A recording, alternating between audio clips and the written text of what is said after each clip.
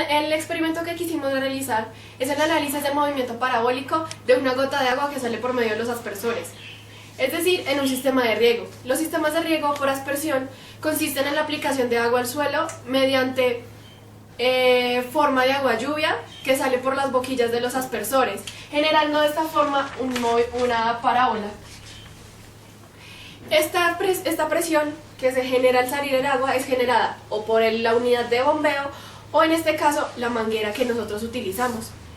Las ventajas del sistema de riego por aspersión es que permite el riego en terrenos ondulados o con accidentes topográficos. No se requiere nivelar el suelo ya que el agua llega a todos los lugares de la misma forma.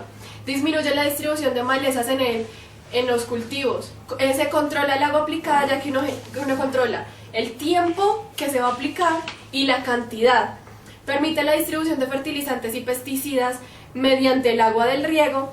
Y este riego es muy eficaz para las plantas de raíces superficiales, ya que no se tardan tanto en tomar el agua que ha llegado al suelo. Las características principales de los aspersores: la primera es que tiene un ángulo de disparo. Este ángulo de disparo va a permitir seguir la trayectoria de las gotas de agua. El segundo es el tipo de boquilla, que va a determinar el tipo de rocío. Y el tercero es la presión de salida del conducto presurizado, que va a determinar la velocidad inicial de las gotas de agua y de esta manera el alcance que pueden llegar a tener en la parábola.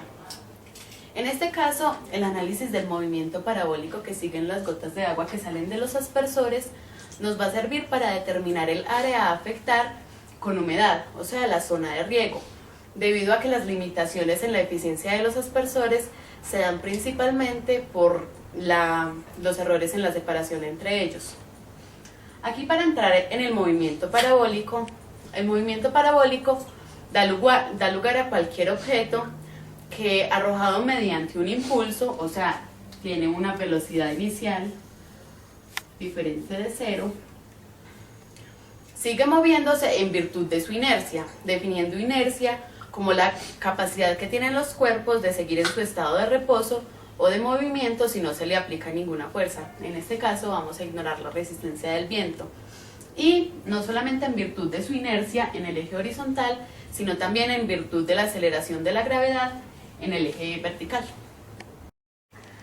Las ecuaciones del movimiento son el resultado de la composición de dos tipos de movimientos: un movimiento uniforme a lo largo del eje horizontal y un movimiento uniformemente acelerado a lo largo del eje vertical.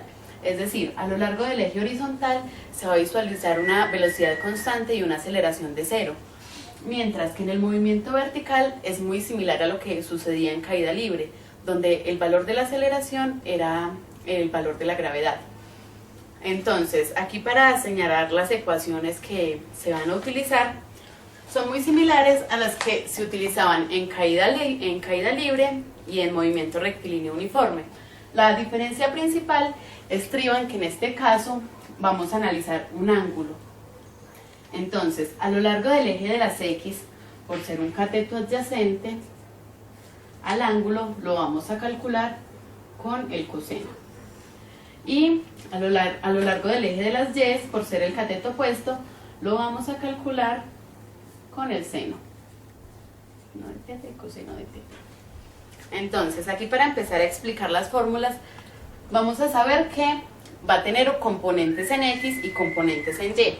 Las componentes en X van a ser una aceleración igual a cero porque lleva una velocidad constante, una velocidad que es según la velocidad inicial, o sea, según el impulso con el que se lancen las gotas de agua, y el coseno del ángulo, y una posición en X en un momento dado que varía según el tiempo, sin necesidad de valores de aceleración. Y en Y, similar a las fórmulas que se manejaban en caída libre, la velocidad va a estar dada por velocidad inicial por el seno del ángulo menos la aceleración de la gravedad por el tiempo. La aceleración en Y, que va a ser igual a menos la gravedad, y la posición en Y, la posición en Y, que varía de acuerdo a la velocidad inicial, que siempre va a ser la misma, el seno del ángulo por el tiempo para determinar la posición, menos 1/2 de la gravedad por el tiempo al cuadrado, más la posición inicial. Aquí, teniendo en cuenta que la velocidad, la aceleración son vectores, entonces para la posición, al tener un vector, lo vamos a analizar tanto en X como en Y para calcular la posición exacta. Y para la velocidad, también debemos calcular la velocidad en X y la velocidad en Y para encontrar el punto exacto. Ahora, para hallar la ecuación de la trayectoria, debemos tener en cuenta tanto la posición en X como la posición en Y. Entonces, lo primero que vamos a hacer es despejar el tiempo de la ecuación 1, de la de X. Aquí tenemos que tiempo va a ser igual a X sobre la velocidad inicial sobre el coseno de teta inicial. Al tener esta ecuación, que vamos a llamar ecuación 3, la vamos a reemplazar en la ecuación 2. Vamos acá. Esta es la 1, esta es la 2.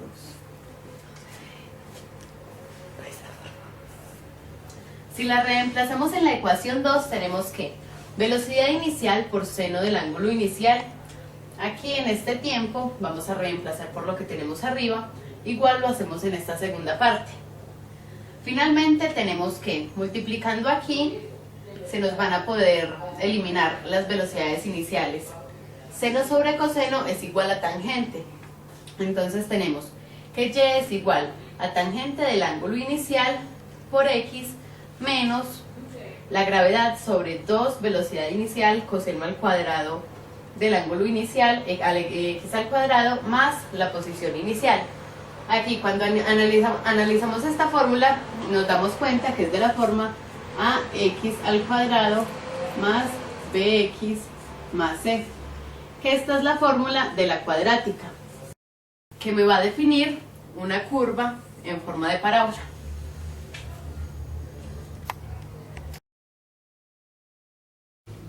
Los materiales utilizados en este experimento fueron un tubo de PVC, un adaptador a manguera de PVC, un codo de PVC, una tapa de PVC, una tapa de lapicero, puntillas y alambre, con el fin de crear este elemento, que tiene como objetivo hacer que el agua se esparza. Fue construido de la siguiente manera: se coge un alambre, el cual se enrolla a una puntilla.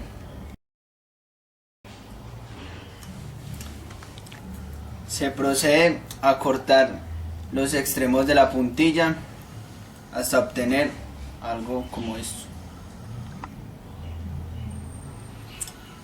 Al codo se le hace una perforación de la siguiente manera, y a la tapa se le hacen estas perforaciones, una en el centro, en la cual va la tapa de lapicero que fue derretida hasta alcanzar este modelo. El ensamble de este es el siguiente: al codo se le introduce la puntilla. El fin de esto es hacer que el mecanismo se pueda sostener. Siguiente paso es coger el tubo de PVC, introducirlo en el codo. También vamos a introducir el adaptador a manguera. Por último, introducimos la tapa de lapicero de la siguiente manera. Este elemento también acá. Es importante que esta puntilla quede acá para poder que se esparza bien el agua.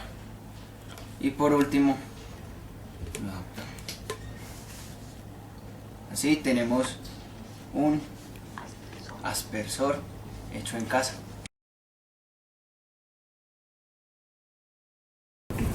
Bueno, lo primero que vamos a hacer es medir el ángulo. Aquí el ángulo con respecto a la horizontal.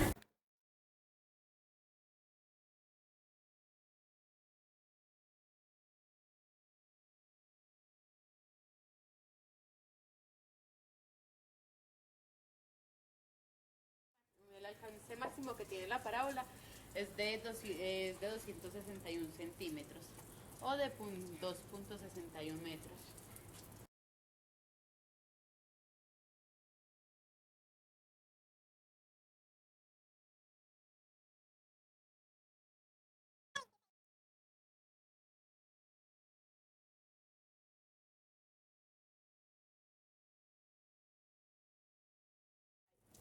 Después de haber dividido todo el eje horizontal, cada 26,1 centímetros, vamos a proceder a evaluar en el eje vertical cuál va a ser la posición de la parábola, para después construir la gráfica XY.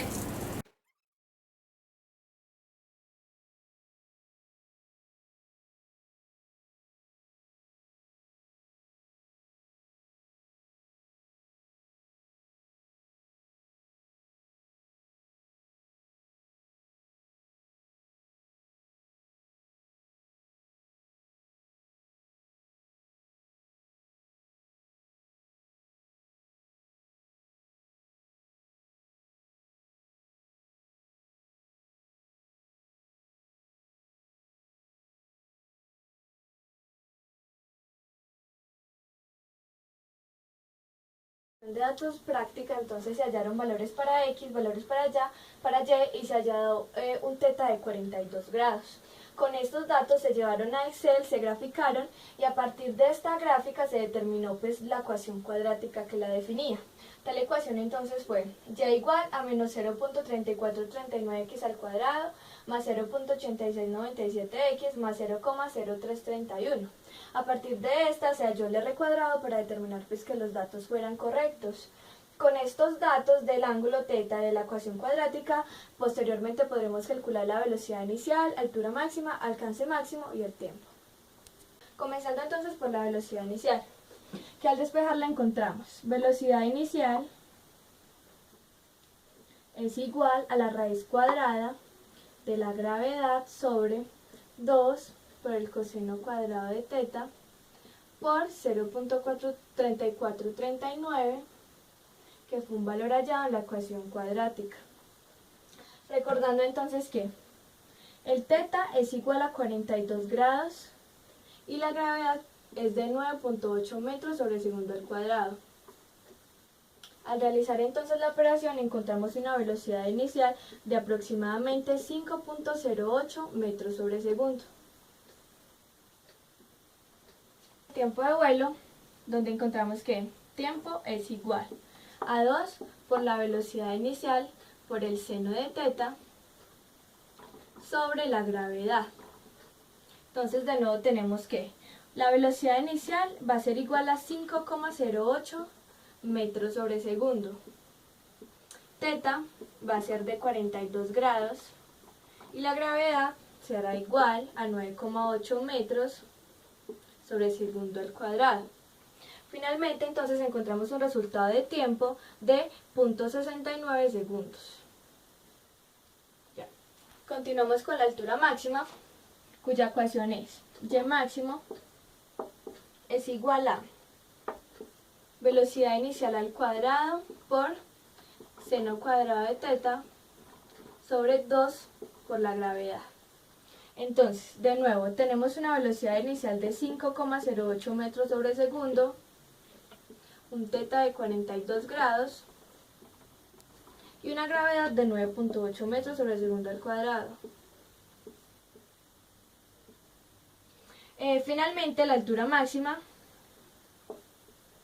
fue 0,589, aproximadamente 0,59 metros. Recordando entonces que en los datos tomados de manera práctica obtuvimos un valor máximo en Y de 0,600, bastante aproximado al que hallamos de manera teórica.